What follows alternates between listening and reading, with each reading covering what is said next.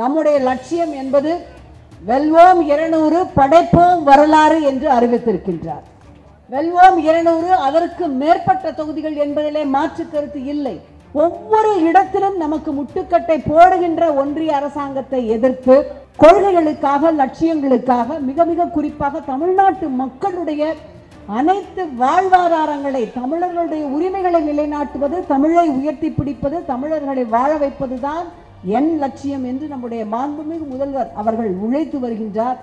அடுத்த முறையும் ஆட்சி கட்டிலே அமர வைக்க வேண்டும் என்பதற்காகத்தான் நாம் இங்கே கூடியிருக்கின்றோம். இன்றைக்கு அமல்படுத்தி இருக்கின்ற திட்டங்களை மக்களுக்கு கொண்டு சேர்க்கின்ற விழா. இந்த பூமி பந்தில் எத்தனையோ பேர் பிறக்கின்றார்கள். பால் வீதியிலே ஒளிர்கின்ற அத்தனை பேரும் சிறந்த நட்சத்திரங்களாக ஆக வேண்டும் என்றுதான் முயற்சிக்கின்றார்கள்.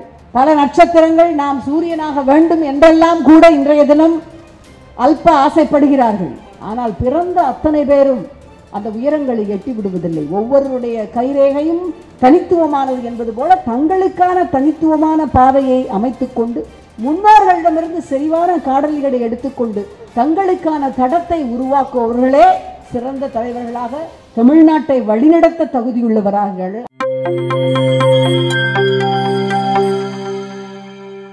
சென்னை தெற்கு மாவட்டம் சைதை மேற்கு பகுதி 140 ஆவட்ட திராவிட முன்னேற்ற கழகத்தின் சார்பில் நம்முடைய தமிழ்நாட்டினுடைய நம்பிக்கை நட்சத்திரம், நன்றி, இளைஞர்களின் எழுச்சி நாயகன், கட்சியினுடைய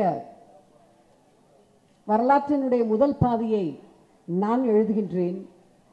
அதனுடைய பிற்பகுதியை என்னுடைய தம்பி, நம்முடைய அன்பிற்குரிய தலைவர் கலைஞர் எழுதுவார் என்று பேரறிஞர் அண்ணா சொன்னதற்கு இணங்க கழகத்தினுடைய இன்றைய வரலாறை நம்முடைய மாண்புமிகு முதலமைச்சர் அண்ணன் தளபதி சிறப்பாக எழுதி கொண்டிருக்கின்றார். நாளைய வரலாறை இந்தியாவே வியக்கும் வண்ணம் எழுத இருக்கின்ற நம்முடைய அன்பிற்குரிய இளவல்,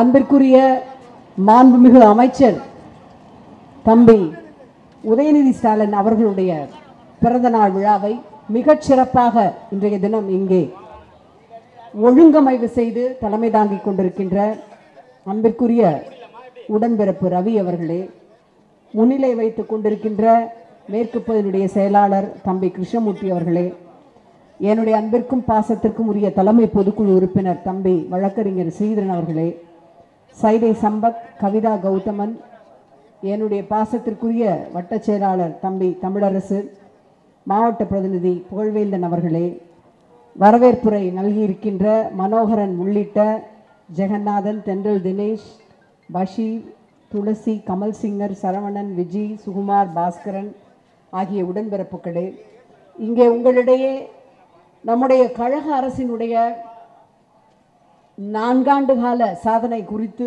விரிவாகவும், விளையாட்டுத் துறையிலே தமிழ்நாட்டை இந்தியாவிலே முதன்மை பெற்ற துறையாக மாற்றி இருக்கின்ற வகையிலே எப்படி நம்முடைய நம்பிக்கை நட்சத்திரத்தினுடைய செயல்பாடு இருக்கிறது என்பது குறித்து உரையாற்ற வந்திருக்கின்ற தலைமை கழக பேச்சாளர் திரு குடியாத்தம் பாரி அவர்களே, இளம் பேச்சாளர் மா ஐ சந்தீப் அவர்களே, நமக்கெல்லாம் வழிகாட்டியாக இந்த சைதை தொகுதியை ஒரு முன் உதாரணமிக்க தென்சென்னை தொகுதியினுடைய மிகச் சிறப்பான அங்கமாக மாற்றி காட்டியிருக்கின்ற நம்முடைய இளைஞரனுடைய செயலாளர் அவருடைய பிறந்த நாளை முன்னிட்டு வரலாற்று சிறப்புமிக்க கூட்டங்களை தென்சென்னை மாவட்டம் முழுவதும் நடத்தி கொண்டிருக்கின்ற ஆற்றல் மிகுந்த மாவட்ட செயலாளர், மருத்துவத்துறையிலே இன்றைக்கு அனுதினமும் ஒவ்வொரு சாதனையை நிகழ்த்தி தமிழ்நாட்டின் மருத்துவத்துறையை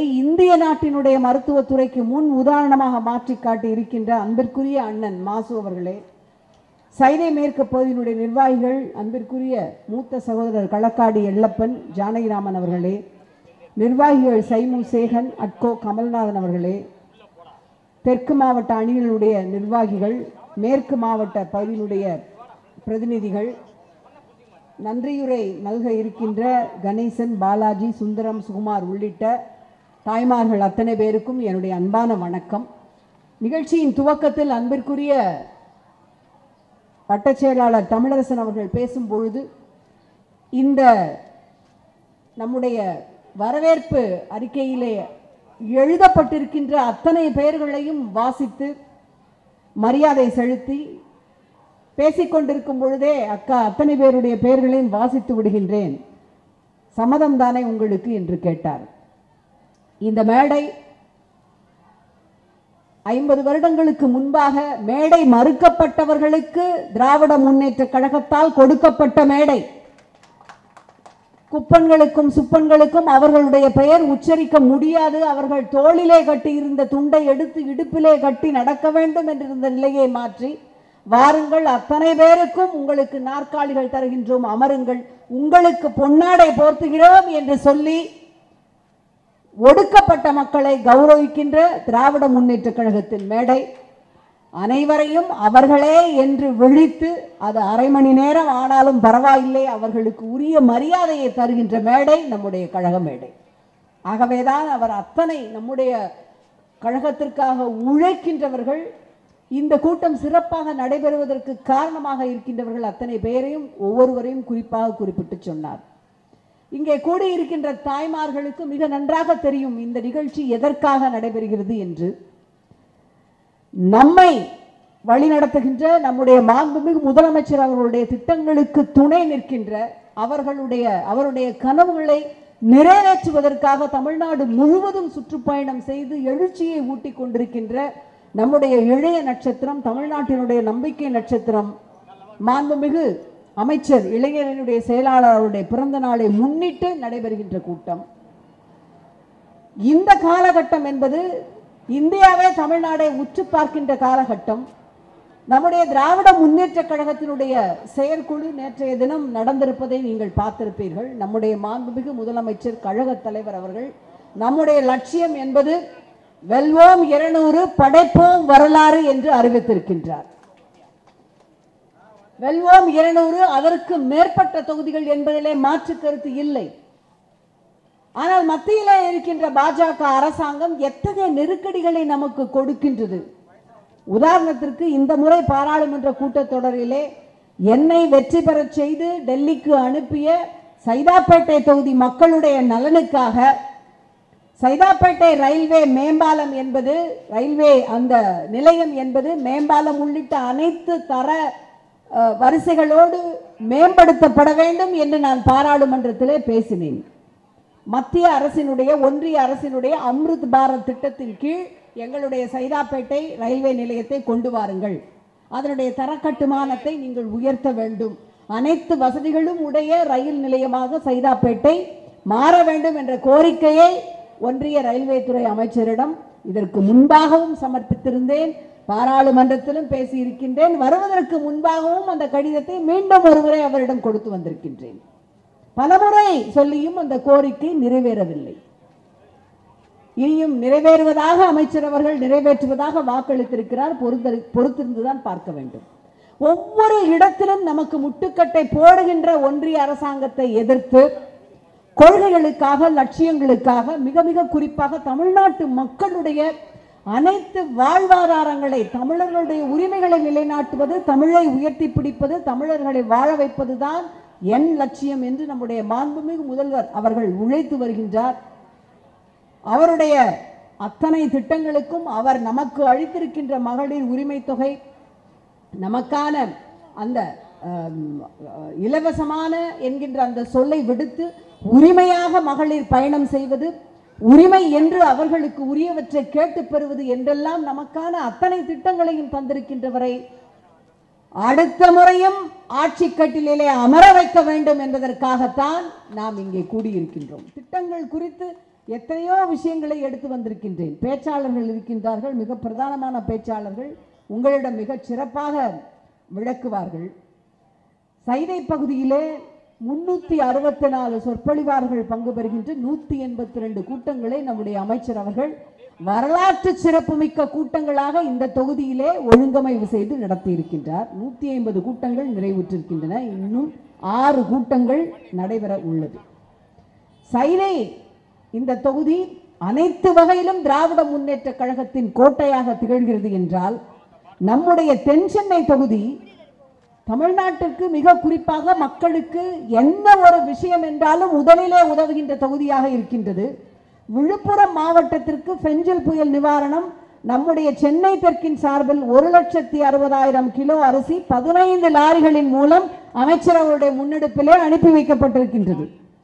அடுக்கிக் கொண்டே போகலாம் அவருடைய திட்டங்களை. மக்களை தேடி மருத்துவம் தொடங்கி நம்முடைய கலைஞர் நூற்றாண்டு மருத்துவமனை உள்ளிட்ட அந்த உயர் சிறப்பு மருத்துவமனை, மிக குறிப்பாக ஒன்றை சொல்லுகின்றேன், தேசிய தர உறுதி நிர்ணய விருது என்று ஒன்று வழங்கப்படுவது வழக்கம். National quality assurance standard.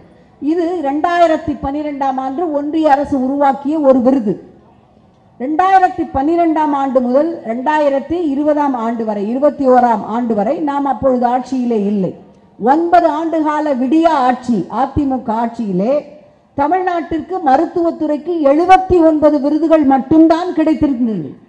ஆனால் நம்முடைய மாண்புமிகு முதலமைச்சர் அவர்கள் முதலமைச்சர் ஆனவுடன் நம்முடைய அன்பிற்குரிய ஆற்றல் மிகுந்த செயலாளர் மருத்துவத்துறை அமைச்சராக பொறுப்பேற்ற பின்பு நம்முடைய அமைச்சர்களுடைய செயல்பாடு காரணமாக 3 ஆண்டுகளில் 545 விருதுகளை மருத்துவத்துறை பெற்று திராவிட மாடல் ஆட்சிக்கு முன் உதாரணமாக திகழ்கின்றது. மருத்துவத்துறையின் சாதனைகள் இப்படி என்றால், விளையாட்டுத்துறையின் பொற்காலம் நம்முடைய இளைஞரணியினுடைய செயலாளருடைய தலைமையிலே துவங்கி இருக்கின்றது. நேற்றைய தினம் நீங்கள் செய்திகளில் படித்திருப்பீர்கள், தமிழ்நாட்டிலேயே முதன் முறையாக, இதுகாரம் எத்தனையோ அரசுகள் இருந்தாலும் தமிழ்நாட்டில் முதல் முறையாக தேசிய அளவிலான போட்டிகளில் பங்கேற்று வெற்றி பெற்ற தமிழ்நாட்டை சார்ந்த 84 விளையாட்டு வீரர் வீராங்கனைகளுக்கு அரசிலே வேலைகள் கொடுத்து, நம்முடைய அரசு வேலை கொடுத்து பணி நியமன ஆணைகளை மாண்புமிகு முதலமைச்சர் அவர்களும் நம்முடைய அமைச்சர் அவர்களும் இளைஞரணி செயலாளர்களும் வழங்கி இருக்கின்றார். உங்களுடைய குழந்தைகள், அது பையனாகட்டும் அல்லது பெண் குழந்தையாகட்டும், விளையாட்டு வீரர் வீராங்கனையாக இருந்தால் அரசு வேலை தருகின்ற மிக வரலாற்று சிறப்புமிக்க விஷயம் ஒன்று அரங்கேறி இருக்கின்றது.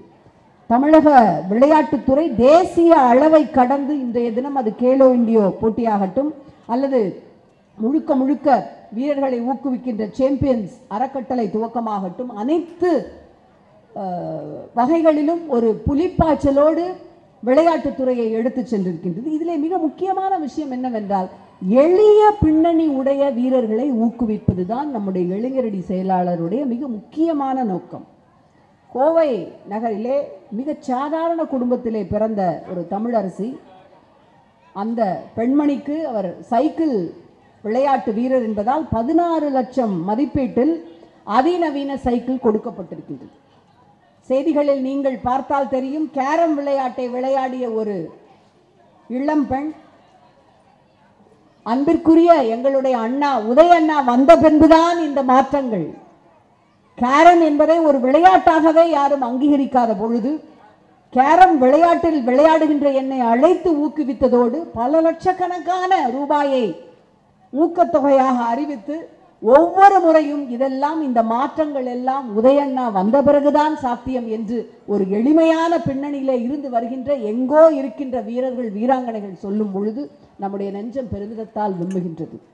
அது விளையாட்டுத் துறையாகட்டும், இளைஞர்களுடைய நலன் துறையாகட்டும், தமிழ்நாட்டை முன்னணி மாநிலமாக உயர்த்தி காட்ட வேண்டும் என்ற முனைப்போடு சுற்றி சுழன்று பயணிக்கின்ற, தினமும் பணியாற்றுகின்ற நம்முடைய தம்பியினுடைய பிறந்த நாள் என்பது நம்முடைய நலனை காப்பதற்காக அமைந்திருக்கின்ற அரசு இன்றைக்கு அமல்படுத்தி இருக்கின்ற திட்டங்களை மக்களுக்கு கொண்டு செலுத்துகின்ற, கொண்டு சேர்க்கின்ற விழா.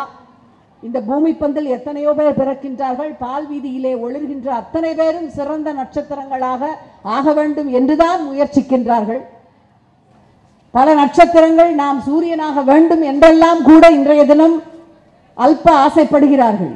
ஆனால் பிறந்த அத்தனை பேரும் அந்த உயரங்களை எட்டி விடுவதில்லை. ஒவ்வொருடைய கைரேகையும் தனித்துவமானது என்பது போல தங்களுக்கான தனித்துவமான பாதையை அமைத்துக் கொண்டு, முன்னோர்களிடமிருந்து செறிவான காடல்களை எடுத்துக்கொண்டு தங்களுக்கான தடத்தை உருவாக்குபவர்களே சிறந்த தலைவர்களாக தமிழ்நாட்டை வழிநடத்த தகுதியுள்ளவர்கள். அந்த வகையிலே நம்முடைய மாண்புமிகு முதலமைச்சர் அவர்களுடைய லட்சியத்தை நிறைவேற்ற, அவர்தம் கரங்களை வலுப்படுத்த, அவருக்கு துணையாக, அவரோடு இணையாக, அவருக்கு அத்தனை சுமைகளையும் குறைக்கும் வகையிலே பணியாற்றுகின்ற நம்முடைய இளைஞர் அணியினுடைய செயலாளர் நம்முடைய மாண்புமிகு அமைச்சர் அவருடைய பிறந்த நாளை கொண்டாடும் பொழுது நம்முடைய முதலமைச்சருடைய லட்சியமான வெல்வோம் 200 படைப்போம் வரலாறு என்பதை மனதில் கொள்வோம். நன்றி.